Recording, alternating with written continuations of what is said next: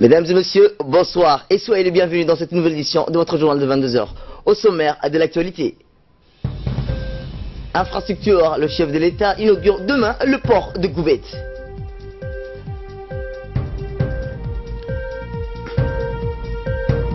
RPP siège central, remise d'importants lots d'aide alimentaire aux plus démunis.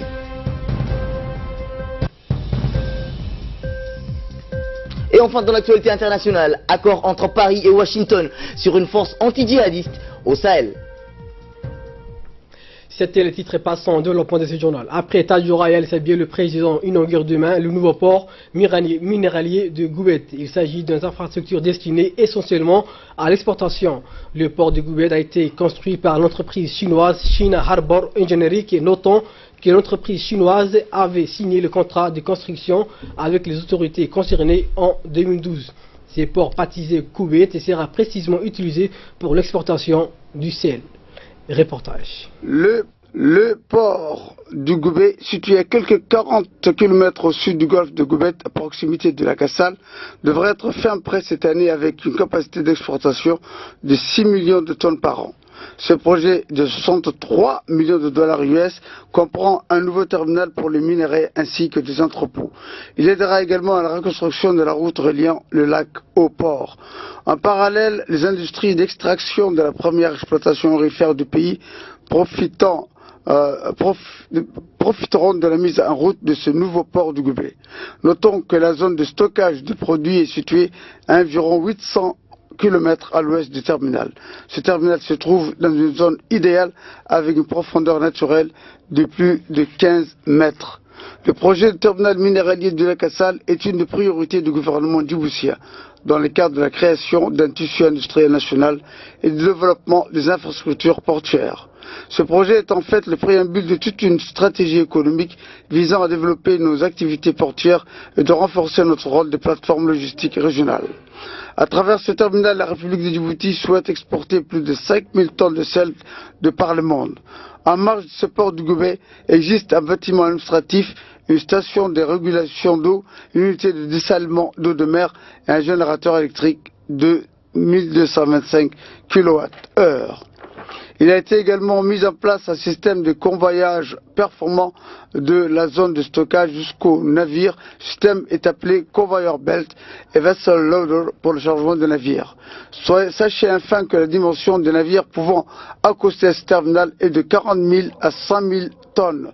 Mais dans un premier temps, plus de 80% de ces navires seront des navires d'une capacité de 60 000 à 80 000 tonnes. Autre nouvelle du pays, le comité exécutif du parti, le Rassemblement populaire pour le progrès, a organisé hier soir un iftar collectif au siège central du parti. Ce tour a vu la participation du vice-président du parti, M. Abdelkader Kamil Mohamed, ainsi que les membres du comité exécutif du parti RPP. Ainsi, toute la famille RPP était réunie autour de la même table pour la rupture collective qui constitue une opportunité de rapprochement entre les hauts cadres du parti et les présidents des annexes.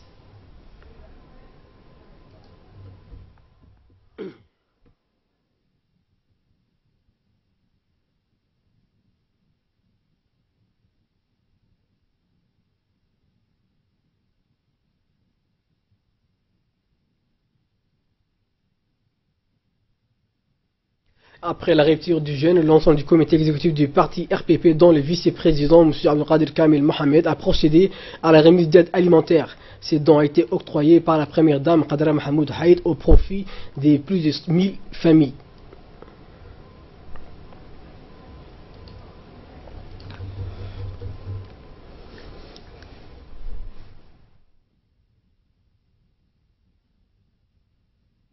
Je suis président de l'annexe Razdika. Voilà, il y a un aftour qui a été organisé pour les responsables du parti et en même temps on a voulu remettre cette denrée alimentaire pour les annexes du parti. Pour cela on remercie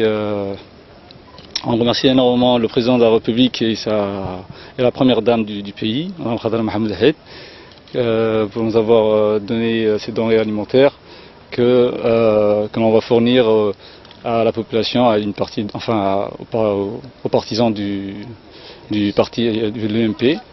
Et au RPP. Et au passage, je voudrais en même temps souhaiter bonne fête de Eid à toute la population djiboutienne, aux responsables du parti et en particulier au président de la République et à la première dame. À l'instar du reste du monde, Djibouti a célébré hier la journée mondiale des réfugiés au Kempinski Palace. À cette occasion, que l'ONARS a organisé un iftar collectif pour les réfugiés au sein de l'ONARS.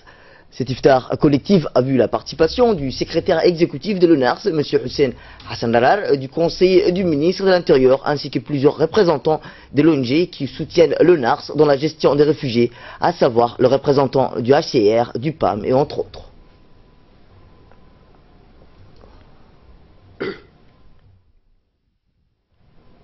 Également dans l'actualité, une importante délégation du comité exécutif du RPP dirigée par Suleiman Dahid Boulé, accompagné du ministre de l'Agriculture, de l'eau, de l'élevage, de la pêche et des ressources halieutiques, M. Mohamed Ahmed Awali, s'est rendu hier soir à l'annexe du RPP du quartier 5 de la commune de Belbel-Blaoussi, où ils ont remis des habits neufs aux orphelins de ce quartier. 70 enfants ont pu bénéficier ces dons de vêtements pour fêter dignement l'Aïd al-Fitr.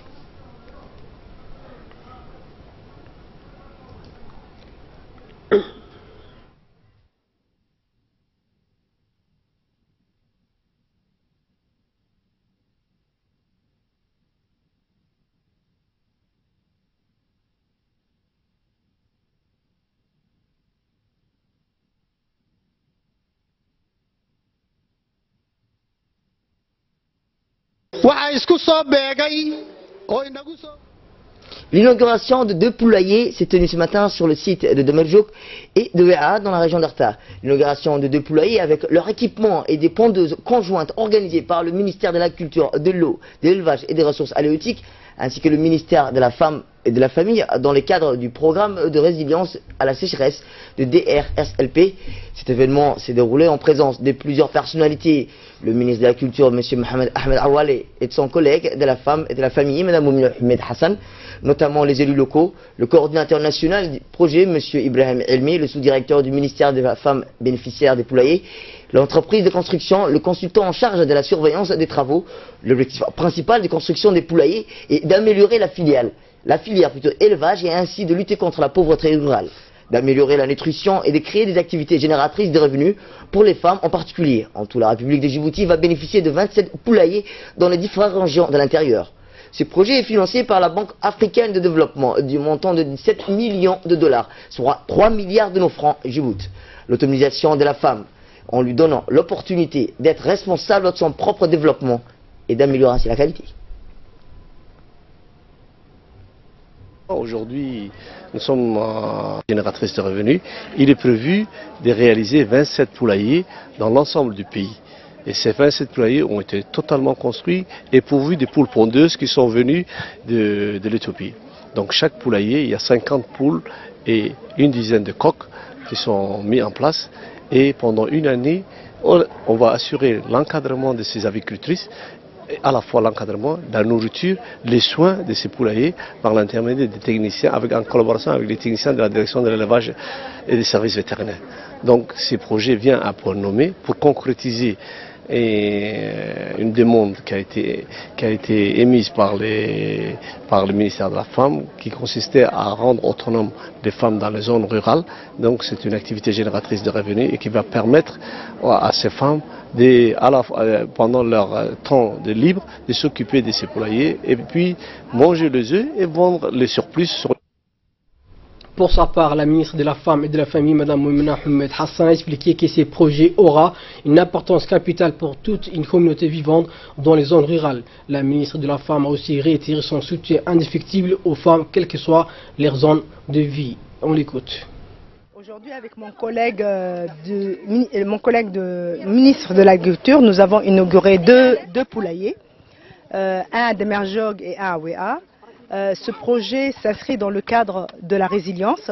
C'est un projet qui a été conçu et dont les ressources financières ont été entièrement mobilisées par le ministère de la Culture. Il est destiné aux femmes dans un seul but, les rendre autonomes économiquement, créer des activités génératrices de revenus. Il y aura 27 sites au niveau de la République de Djibouti qui seront bénéficiaires de ce projet, donc 27 poulaillers dans une première phase, dans le nord comme dans le sud, dans les 5 régions de l'intérieur. Comme je viens de le dire, c'est d'abord, le premier objectif, c'est de pouvoir permettre à la femme de pouvoir exercer des activités génératrices de revenus et être économiquement indépendante, autonome. Ensuite, elles pourront aussi ce projet aura un deuxième impact, c'est lutter contre la malnutrition. Les poules pondeuses que nous avons amenées dans ces sites, à travers les œufs que vont pondre ces poules, on pourra faire en profiter les enfants en bas âge pour améliorer leur alimentation et leur nutrition et éventuellement contribuer à... De son côté, le ministre de l'Agriculture, M. Mohamed Ahmed Awali, a mis l'accent sur la nécessité de la viande du poulet et les œufs riches en calcium, nutriments capables de faire face à la malnutrition. On l'écoute aussi.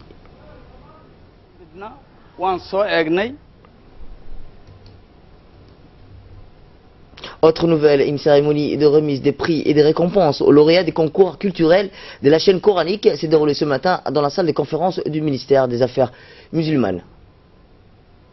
Cette cérémonie a été présidée par le ministre des Affaires musulmanes, de la Culture et des Biens Warf, M. Moumin Hassan Barre, en présence notamment du consul général de l'ambassade saoudien à Djibouti, M. Hassan Ben Ahmed Al-Amri, ainsi que le directeur régional de l'ONG WAMI qui parraine le concours culturel, M. Mahsara Mohamed Saïf, le responsable des chaînes coraniques de la radio, Cheikh Ahmed Abdiwalié. Au cours de cette cérémonie, les lauréats des différentes éditions de ce concours ont pris une récompense de main du ministre des Affaires musulmanes et de hauts cadres responsables à présent. Le responsable des chaînes coraniques de la radio, de l'RTD, Cheikh Ahmed Abdiwali, a affirmé dans son intervention, bref, l'importance qu'est revêt ce concours culturel de la radio coranique pour promouvoir la présence de la culture islamique, le Coran et l'histoire nationale. Cheikh Walié a passé en revue l'initiative de création du chaîne coranique qui a été prise par le chef de l'État, son Excellence Mal Omar Guelleh, dans le cadre des efforts visant plutôt de promouvoir les affaires religieuses dans notre pays en saluant les partenaires fructueuses entre la RTD et l'ONG WAMI.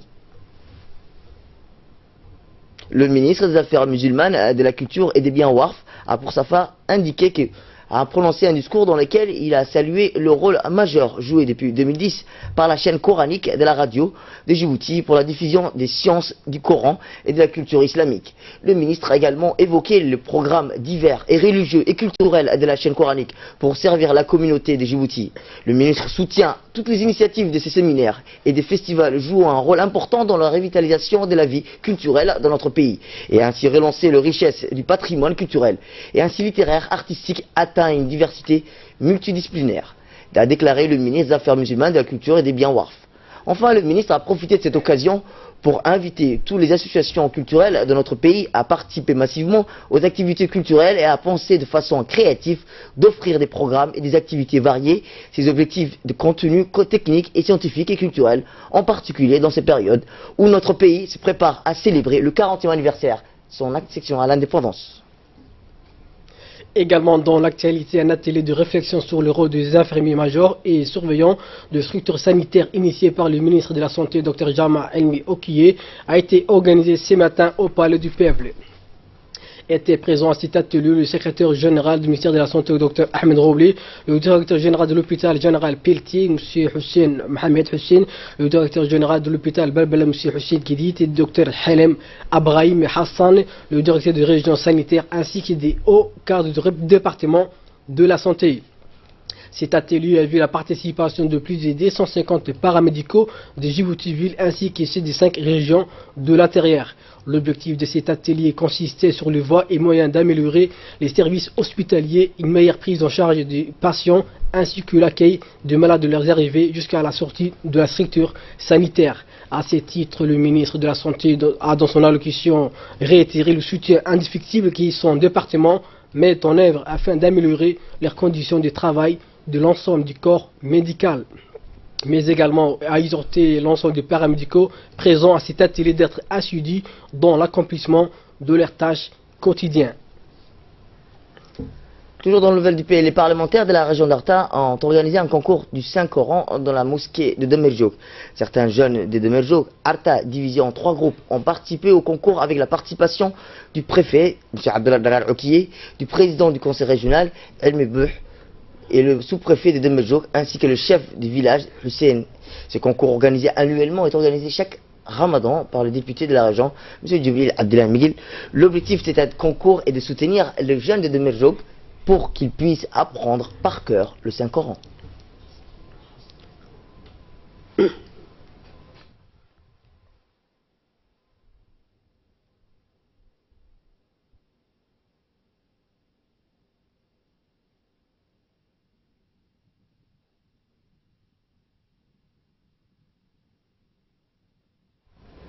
Également dans l'actualité, la fête de l'Aïd est un moment de joie et de partage. Malheureusement pour des personnes issues de familles vulnérables et pour les orphelins, est bien souvent difficile de célébrer cette fête comme il se doit en raison de nombreuses privations et de conditions de vie particulièrement pénibles. Ayant conscience de la situation pénible qu'ils peuvent vivre en ces moments, pareil, les familles les plus nécessitées, l'ONG Femmes Canado-Africaines ont procédé ce matin à la distribution des habits neufs de l'Aïd aux enfants délaissés et orphelins âgés de 3 à 6 ans. Cette cérémonie de distribution a vu la participation de Madame la maire de la ville de Djibouti, président de l'ONG Femmes Canado-Africaine, Madame Fadoum, le président de la commune de Belaos, ainsi que les parents. Comme à l'accoutumée, à l'occasion de l'Aïd, l'ONG Femmes Canado-Africaine renforce son soutien à ces familles dont les besoins afin de leur permettre de célébrer cette fête dans la joie et la dignité. Grâce à leur aide, des 120 orphelins et des enfants issus de familles vulnérables et d'humiliés ont pu recevoir de nouveaux avis pour l'Aïd, une grande source de bonheur pour eux en ce temps d'un espoir désespéré. Réforme et moderniser l'administration publique, et c'était tout l'objectif de ce gouvernement. Ainsi, le gouvernement a inscrit depuis 2012 dans sa politique générale des projets de réforme d'envergure nationale. Au cours des 5 dernières années, l'administration publique s'est engagée de façon soutenue et conformément aux ambitions générales de la politique publique à devenir efficace, efficiente, responsable et compétitive. Pour y arriver, le secrétaire exécutif pour la réforme de l'administration va être mis sur pied. Ce processus de rénovation permettra ainsi à ces dernières de s'outiller et de s'approprier des concepts modernes en matière de gestion de qualité, de prestations, de services rendus aux usagers.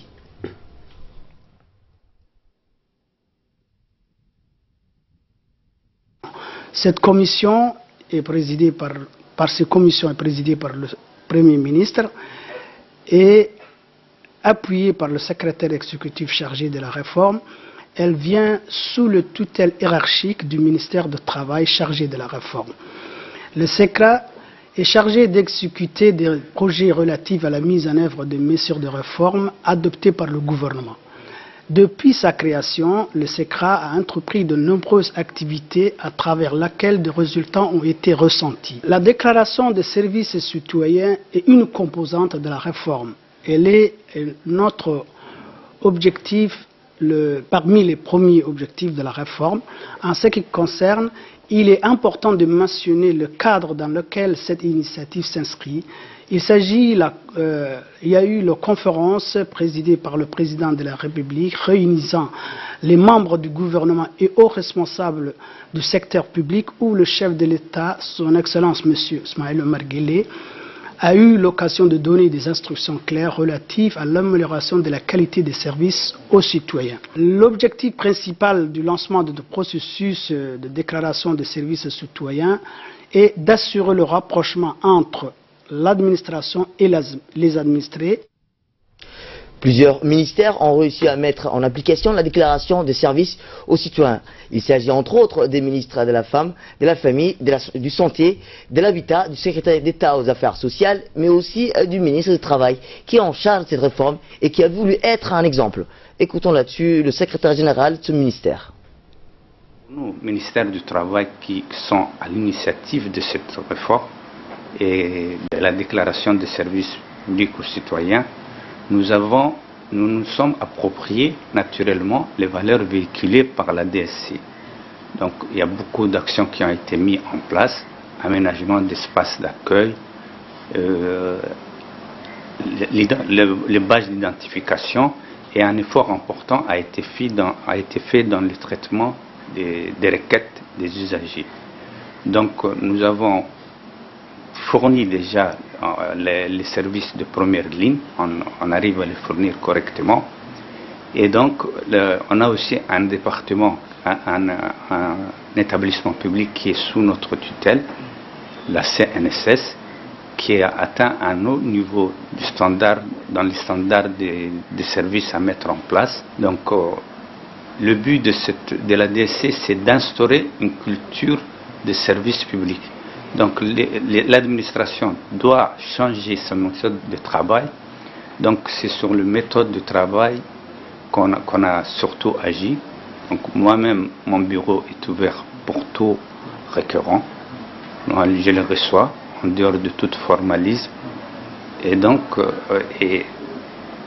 on a un espace accueil ici, vous avez vu, avec les plus grandes marques de courtoisie et de civilité.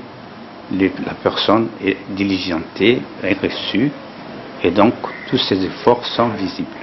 Il y a un changement déjà dans certains services sensibles comme l'inspection du travail, où il y avait quand même un temps de latence important dans le traitement des requêtes. Donc, ils ont réduit leur délai de traitement d'un mois que la loi leur donne à 15 jours. Donc, déjà, certains services qui sont trop sollicités, puisque nous sommes un ministère de régulation du marché du travail, là aussi des efforts sont visibles et les usagers peuvent le constater. Et pour clore l'actualité nationale, la caravane de développement de Yeboki, présidée par M. Mohamed Moussa Abdallah, organisée hier soir un moment de partage autour d'un iftar collectif au profit de la population de Kalafi, située à la frontière avec l'Éthiopie. L'iftar a regroupé aussi les différents responsables et agents de la police, de la douane et des militaires. Les chauffeurs de poids lourds ont aussi participé au rupture de gêne organisé par la caravane d'Adal Rahou. Les participants de l'iftar ont remercié les organisateurs de ces moments. Et ce qui fait à la une de l'actualité internationale, la France et les États-Unis se sont mis d'accord pour mettre en place une force africaine pour combattre le djihadisme dans la région du Sahel. Un projet de résolution de l'ONU qui ouvre la voie à un tel déploiement et à l'étude. Un vote pourrait avoir lieu au Conseil de sécurité avant la fin de cette semaine. Le Mali, la Mauritanie, le Niger, le Tchad et le Burkina Faso ont accepté de constituer une force de 5000 hommes chargés d'une mission spéciale de contre-terrorisme dans la région du Sahel. Donc voilà l'essentiel de ces 22 heures. Merci à vous de l'avoir suivi.